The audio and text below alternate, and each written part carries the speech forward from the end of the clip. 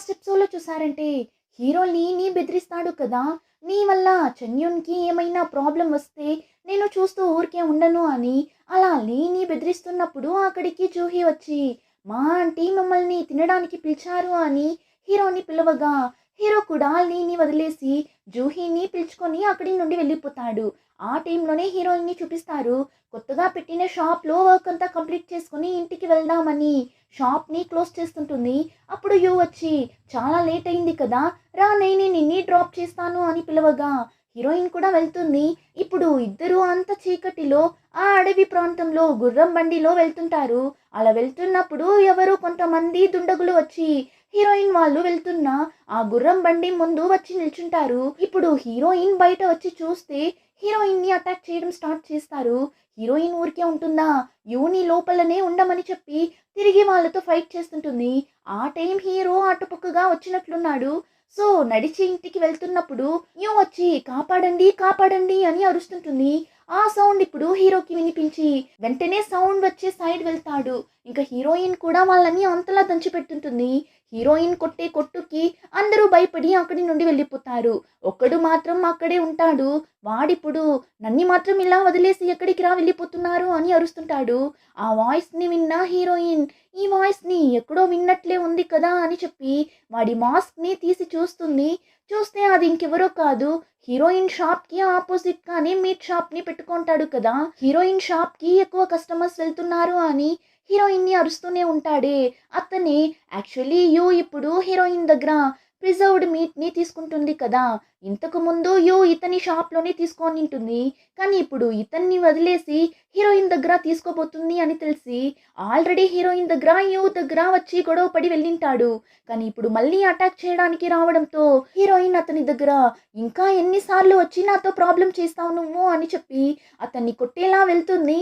కానీ అతను వెంటనే ఏదో డ్రగ్ పౌడర్ని పెట్టుకొనింటాడు. దాన్ని ఇప్పుడు హీరోయిన్ మీదనే చల్లేస్తాడు. హీరోయిన్ కూడా కింద పడిపోతుంది. హీరోయిన్ కింద పడగానే అతను హీరోయిన్ని అటాక్ చేయడానికి వెళ్తుంటాడు. కానీ కరెక్ట్గా హీరో అక్కడికి వచ్చి హీరోయిన్ని కాపాడిస్తాడు. ఇంకా మీట్ షాప్ అతను హీరోయిన్నే అటాక్ చేయడానికి వెళ్ళిండాడు. హీరో ఊరికే ఉంటాడా? ఆ మీట్ షాప్ అతన్ని కొట్టి ఆ గుర్రం బండికి కట్టి అలానే ఇంటి వరకు లాక్కుని వెళ్తాడు. హీరో ఇలా అతన్ని బండికి కట్టి ఈడ్చుకొని రావడం అంతా లీ అసిస్టెంట్ చూసేస్తాడు. వాళ్ళు హీరోయిన్ ఇంటికి ఆపోజిట్ గానే కదా ఉన్నారు. ఇంకా హీరో హీరోయిన్ని ఎత్తుకుని వెళ్ళి పడుకోబెట్టి తన ఫేస్ మీద ఉన్న ఆ డ్రగ్ పౌడర్ని తుడుస్తుంటాడు. కానీ హీరోయిన్ ఇంకా కళ్ళు తెరవనే లేదు. అప్పుడు ఆ మీట్ షాప్ అతను హీరో దగ్గర అంతలా బిగ్ చేస్తుంటాడు. నేను తెలియకుండా అలా చేసేసాను, నన్ను క్షమించి వదిలేయండి. చంగ్యున్ యూ వల్లనే నా మీట్ షాప్ ఇప్పుడు నష్టంలో ఉంది. అందుకే వీళ్ళని భయపెట్టడానికి అలా చేశాను అంతే, ఇంకేం లేదు. నన్ను వదిలేయండి అని చెప్పి ఏడుస్తుంటాడు. అదంతా విని మా ఆంటీ అతన్ని కాళ్ళతోనే తంతారు. అందుకు నువ్వు ఇలా చేస్తావా అని. కానీ హీరో అయితే కొంచెం కూడా ఆలోచించడు. ఒక కత్తిని తీసి వాడి వీపు మీదనే పొడిచి ఊరికే భయపెట్టడానికి నువ్వు చంగ్యున్ మీద డ్రగ్స్ని యూజ్ చేసావా? మర్యాదగా చెప్పు, ఏం చేయడానికి ప్లాన్ చేశావు అని హీరో అడగ్గా అతను నేను తనని కిడ్నాప్ చేసి తీసుకుని వెళ్ళి అమ్మేద్దామని అనుకున్నా అని చెప్పగా అంతే. ఆ మాట విని హీరో వాణ్ణి అంతలా కొట్టాడు. ఇంకా 2 దెబ్బలు కొట్టింటే అక్కడే చనిపోయింటాడు. కానీ అంతలో అక్కడికి లీ వచ్చి నువ్వు వాణ్ణి చంపి అనవసరంగా జైలుకి ఎందుకు వెళ్తావు? వాణ్ణి మా దగ్గర వదిలేసే మేము వాడికి తగిన శిక్ష ఇస్తాము అంటాడు. కానీ హీరో అదంతా వినేలా లేడు. చంగ్యున్కి ఏమైనా అయింటే ఏం చేసేది? వీణ్ణి చంపడం వల్ల నాకు ఏం ప్రాబ్లం వచ్చినా నేను చూసుకుంటాను అని చెప్పి వాణ్ణి కత్తితోనే పొడ్చడానికి వెళ్తాడు. అంతలో హీరోయిన్ కాన్షియస్లోకి వచ్చి హీరో దగ్గర అతన్ని ఏం చెయ్యకండి అంటుంది.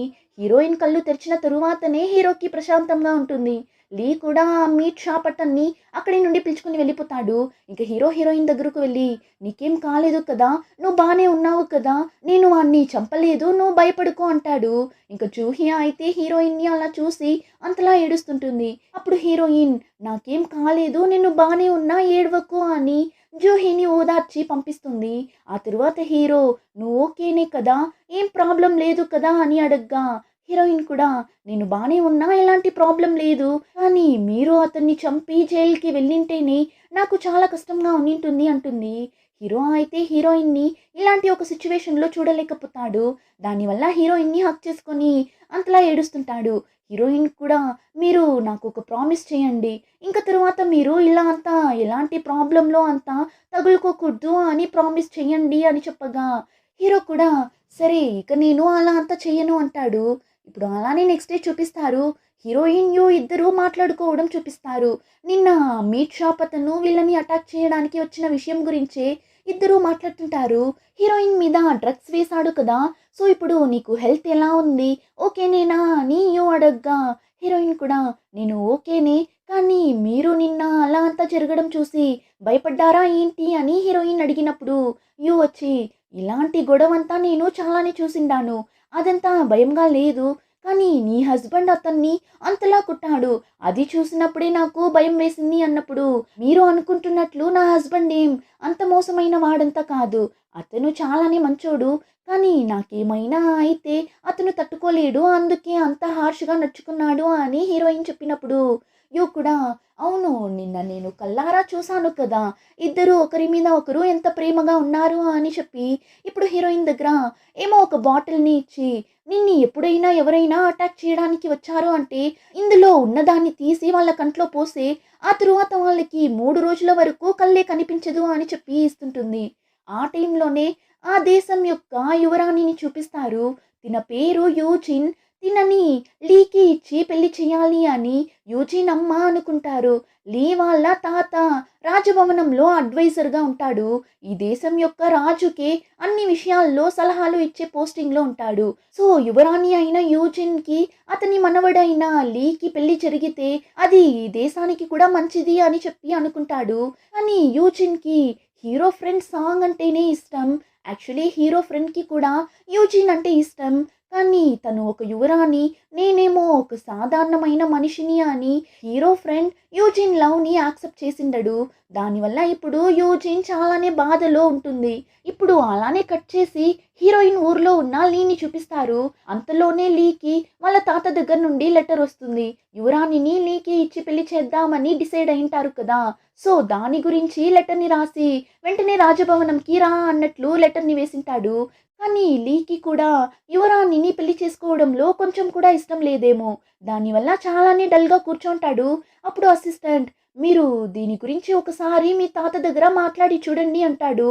కానీ లీకి బానే తెలుసు లీ ఎంత చెప్పినా వాళ్ళ తాత ఒప్పుకోడు అని. అంతేకాకుండా వాళ్ళ తాత ప్లాన్ ఏమని చూస్తే, హీరో అంకుల్ అయిన ప్రైమ్ మినిస్టర్ వియాన్ ఉన్నాడు కదా!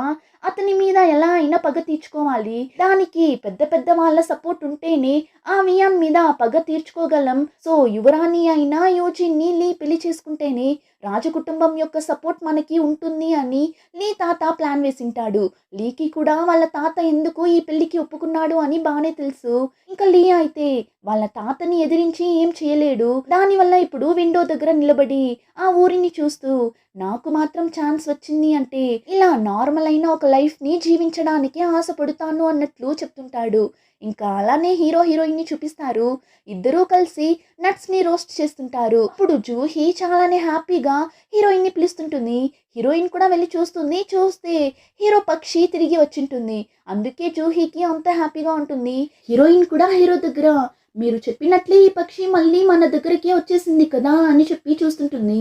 ఆ పక్షి ఏం ఊరికేనా వస్తుంది, ఎప్పటిలా మళ్ళీ ఒక మెసేజ్‌ని తీసుకొని వచ్చింటుంది. హీరో కూడా వాళ్ళకి తెలియకుండా తీసి చూస్తాడు.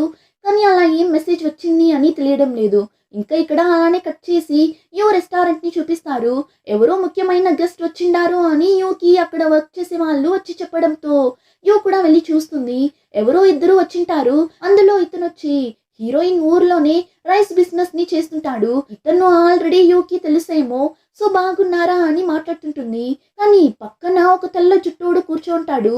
వాణ్ణి చూసి కూడా ఇతనెవరు అని అడగ్గా, ఆ రైస్ బిజినెస్ చేసే అతను కూడా, అతను పేరు క్యుమిన్. అతను ఒక పెద్ద బిజినెస్ మ్యానే అని చెప్పి ఇంట్రడ్యూస్ చేస్తాడు. కానీ ఈ క్యుమిన్‌కి ఆల్రెడీ తెలుసా ఏమని తెలియడం లేదు.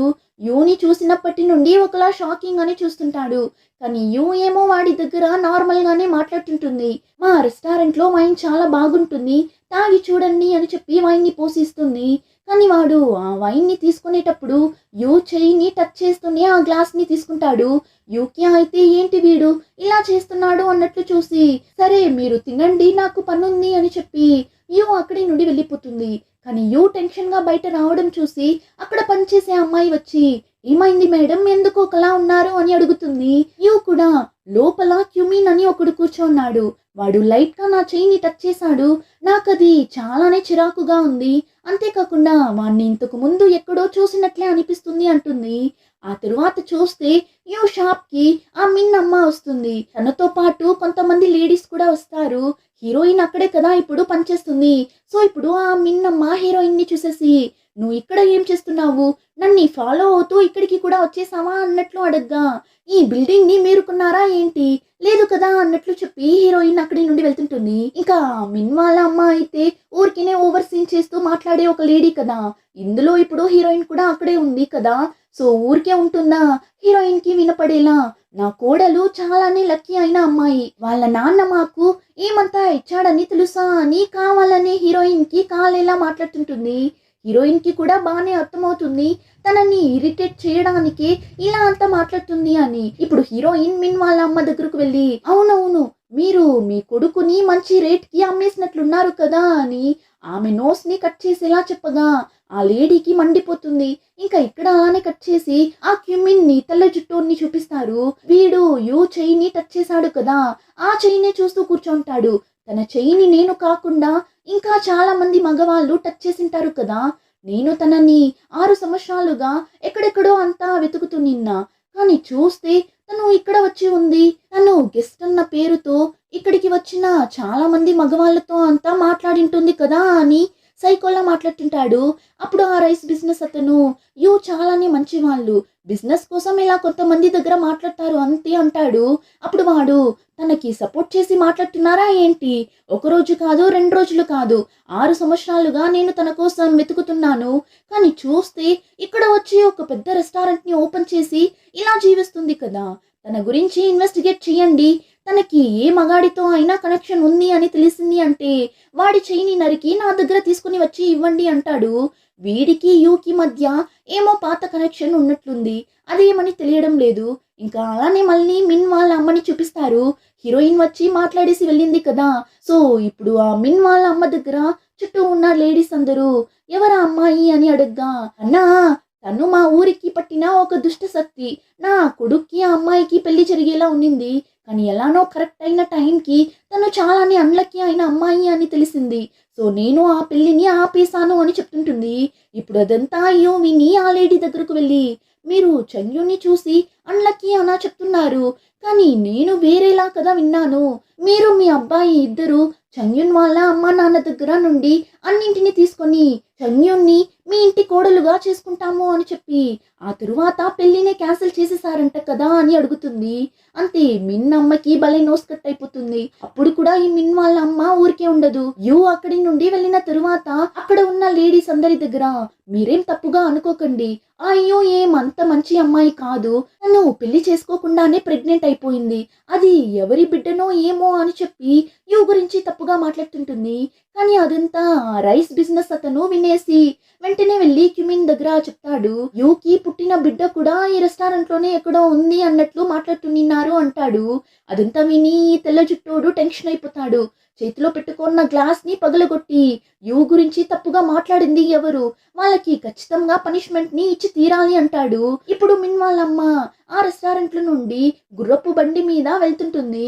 అప్పుడు ఆ క్యూమిన్ మనుషులు ఆ గుర్రం బండిని అడ్డుకొని మిన్ వాళ్ళ అమ్మ మెడ మీద కత్తిని పెట్టి ఎవరి గురించైనా మాట్లాడేటప్పుడు కాస్త ఆలోచించి మాట్లాడు, ఇంకొకసారి నువ్వు ఇలా అంతా మాట్లాడవు అని తెలిసింది అంటే ఇలా మేము మాట్లాడుతూ అంతా ఉండము, నీ గొంతుని కోసి పడేసి వెళ్తూనే ఉంటాము జాగ్రత్త అని ఆ లేడీని బెదిరించి వెళ్తుంటారు. ఆ లేడీ అయితే భయంలో కళ్ళు తిరిగి పడిపోతుంది. ఇప్పుడు అలానే నెక్స్ట్ డే హీరోయిన్ షాప్ ని చూపిస్తారు. అక్కడికి యూ వచ్చి చాలా బాగా సేల్స్ అవుతున్నట్లుంది కదా, త్వరలోనే న్యూ ఇయర్ రాబోతుంది, అంతలో నీ షాప్ కి ఒక ఎంబ్లమ్ ని రెడీ చేయాలి, పక్కన ఉన్న అన్ని షాప్స్ లోనూ ఎంబ్లమ్ ఉంది, అలానే నీ షాప్ కి కూడా ఒకటి రెడీ చేస్తేనే నీ షాప్ ని నెక్స్ట్ స్టేజ్ కి తీసుకుని వెళ్ళగలం అంటుంది. ఎంబ్లమ్ రెడీ చేయాలి అంటే హ్యాండ్ రైటింగ్ బాగా ఉన్న వాళ్ళు కావాలి, ఎవరిని పిలుద్దామని యో చెప్పినప్పుడు వెంటనే హీరోయిన్ నా హస్బెండ్ హ్యాండ్ రైటింగ్ చాలా బాగుంటుంది, అతని దగ్గరనే ఎంబ్లమ్ ని రెడీ చేపిద్దామంటుంది. ఇంకా కాసేపట్లోనే హీరోని ఆ రెస్టారెంట్కి పిలుచుకుని వచ్చేస్తారు. హీరో కూడా హీరోయిన్ ఫ్యామిలీ పేరుని రాసి ఎంబ్లమ్ని రెడీ చేస్తుంటాడు. హీరో రాయడం చూసి అక్కడ ఉన్న అందరూ ఇంత సూపర్ అయిన హ్యాండ్ రైటింగ్ని మేము ఇంతవరకు చూడనే లేదు అన్నట్లు చూస్తుంటారు. ఇంకా కాసేపు తరువాత హీరోయిన్ ఇద్దరూ మాట్లాడుకుంటూ హీరోయిన్ షాప్ దగ్గరకు వెళ్తే షాప్ దగ్గర అంతమంది కస్టమర్స్ నిలిచి ఉంటారు. తన షాప్ ముందు అంతమందిని చూసి హీరోయిన్ చాలానే సంతోషంగా దగ్గర పర్లేదు, మీరు ఇచ్చిన ఐడియా సూపర్గా వర్కౌట్ అవుతుంది కదా, ఎంబ్లమ్ రెడీ అవ్వగానే చూడండి ఎంతమంది షాప్కి వచ్చిన్నారు అని చెప్తుంటుంది. అప్పుడు కాస్త కళ్ళు తెరిచి బాగా చూడు, అక్కడ వచ్చిన అందరూ నీ హస్బెండ్ రెడీ చేసిన ఆ ఎంబ్లమ్ వల్ల రాలేదు, నీ హస్బెండ్ కోసం వచ్చిండారు అని చెప్పగా అప్పుడే హీరోయిన్ కూడా చూస్తే హీరో షాప్ లోపల ఉంటాడు. అందుకే అంతమంది వచ్చినట్లున్నారు. సరే అని ఇప్పుడు హీరోయిన్ కూడా హీరోకి హెల్ప్ చేద్దామని లోపలికి వెళ్తుంది. మీట్ ని ఒక కవర్ లో ప్యాక్ చేసి పైన హీరో రెడీ చేసిన ఎంబ్లమ్ ని పెట్టి హీరోయిన్ ఒక కస్టమర్ కి తీసి ఇస్తుంది. కానీ ఆ అమ్మాయి ఏమ్రా అంటే తీసుకొని ఉంటుంది. హీరో చూసేసి ఏమైంది, మీరు ఇదే కదా అడిగారు అని ఇప్పుడు హీరో తీసి ఇస్తే అప్పుడు ఆ అమ్మాయి తీసుకుంటుంది. హీరోయిన్ కి అయితే ఏమ్రా జరుగుతుంది ఇక్కడ అన్నట్లు చూస్తుంటుంది. అక్కడ ఉన్న అందరూ హీరో తీసి ఇస్తేనే తీసుకుంటున్నారు, హీరోయిన్ ఇస్తే పట్టించుకోవడం లేదు. ఇంకా హీరో కరెక్ట్ గా వెయిట్ ని వేసి మీట్ ని ఇవ్వలేదు అని తక్కువగా ఇచ్చేసాడు అని హీరోయిన్ ఇంకొంచెం మీట్ ని ప్యాక్ చేసి ఇస్తే ఆ అమ్మాయి దాన్ని దూరం పడిస్తుంది. నాకు ఇతను ఇచ్చిందే చాలు అన్నట్లు చెప్పి వెళ్తుంటుంది. హీరోయిన్ అయితే తిరిగి హీరోని ఒక లుక్ ఇస్తుంటుంది. ఏంటిదంతా అని హీరో కూడా నాకేం తెలీదు అని అటుపక్క తిరుగుకుంటాడు.